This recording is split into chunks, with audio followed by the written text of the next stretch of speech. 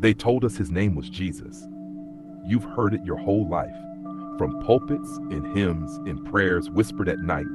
But what if that name, the one etched into your heart since childhood, wasn't the name that heaven spoke?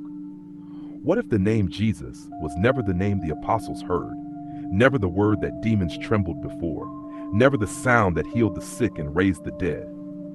Stay with this message until the end, because what you're about to hear is not another sermon. It is a revelation, one that could shake everything you thought you knew about faith, the church, and who the Messiah truly came for. Welcome to Yeshua's Call. If this video found you, it's not an accident. You were led here for a reason. Before we go deeper, take a moment, like this video, subscribe and comment below, "I'm ready for the truth." When you do, you're not just helping this message spread, you're joining a movement of awakening, a call back to the original truth that religion tried to bury. Now listen carefully.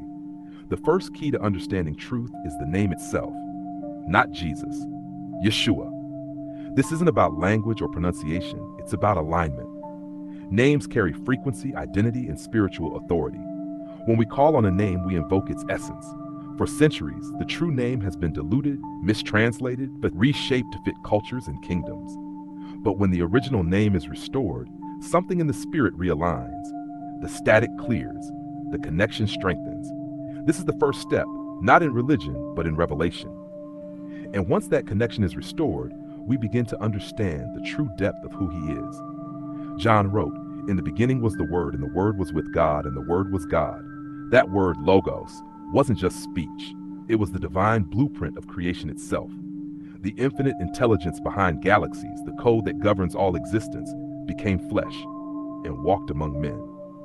That is who Yeshua is, the embodied Word, the living revelation of God's mind made visible.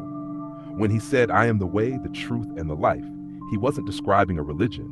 He was describing the cosmic path of truth itself. The way to the Father isn't a ritual, it's an awakening. You don't walk it with your feet, you walk it with your understanding. To know Yeshua is to know truth. And to know truth is to break free from every chain, every hierarchy, every tradition, every voice that told you that you needed a middleman to reach God.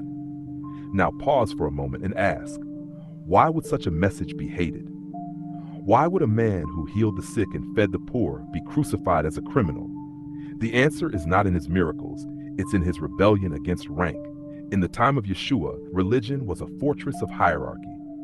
The Pharisees and scribes ruled from the top, guarding the gates of divine access.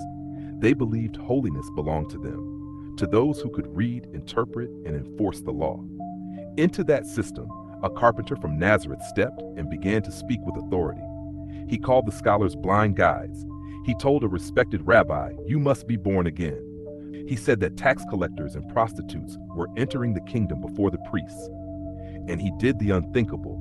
He touched the untouchable, healed the unclean, and taught the uneducated. His message was clear. The kingdom of God was never meant to be built on rank. And that was the greatest scandal of all. Imagine the shock.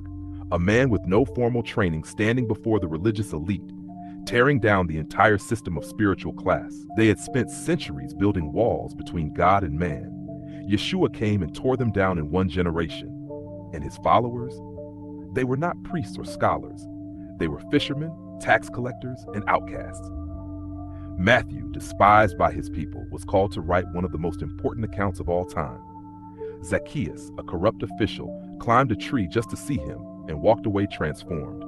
Mary Magdalene, a woman tormented by 7 demons, became one of his closest followers.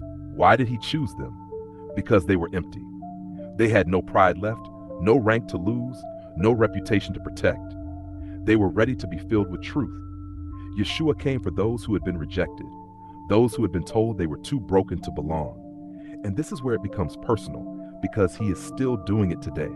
He still calls the rankless, the ones religion has forgotten, the ones society has labeled too far gone. He builds his kingdom from the ground up, not from the top down. Even his disciples were young, men barely in their 20s. They had no credentials, no influence, no training. He chose them because youth carries something rare: humility, hunger, and the courage to unlearn. They followed him not because of who they were, but because of who they believed he was. That's what he's looking for today. Willingness, not worthiness. But the most radical truth of all, he rejected being worshiped for the sake of being imitated. Every miracle, every teaching was meant to show what happens when humanity and divinity align. He said, "Whoever believes in me will do the works that I do, and greater works than these will he do." And he reminded them, "You are gods." Not to elevate man, but to reveal what God intended from the beginning, that his spirit would dwell in us. Yeshua didn't come to sit on a throne above us. He came to awaken the throne within us, to show that connection with the Father was never meant to be vertical, one man above another, but horizontal, a family of equals under one spirit.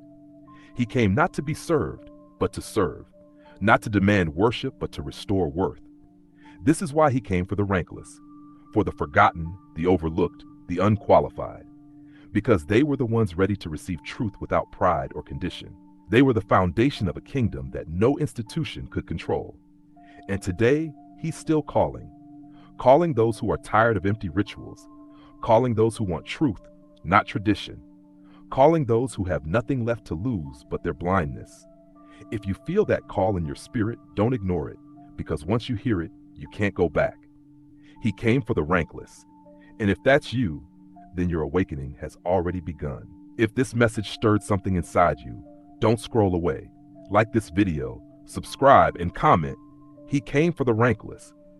That simple act helps this truth reach someone else who's searching, someone who needs to remember that they are not forgotten. Share it, speak it, and keep the light burning.